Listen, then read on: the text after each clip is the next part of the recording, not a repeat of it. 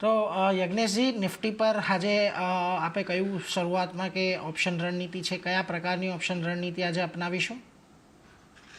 જે રીતના આપણો વ્યૂ છે, એક આજે આપણને એક સાઇડવેઝ મોમેન્ટમ જોવા મળી શકે છે.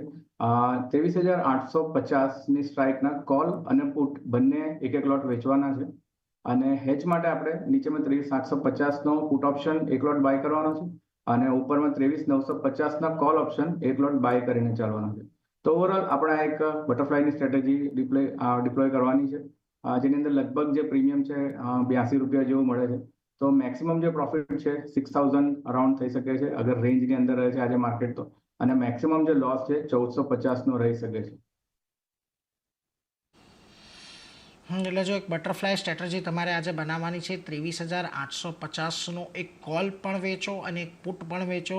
એની સામે તમારે 23,750નો એક પુટ બાય કરવાનો છે અને 23,950નો કોલ તમારે બાય કરવાનો છે.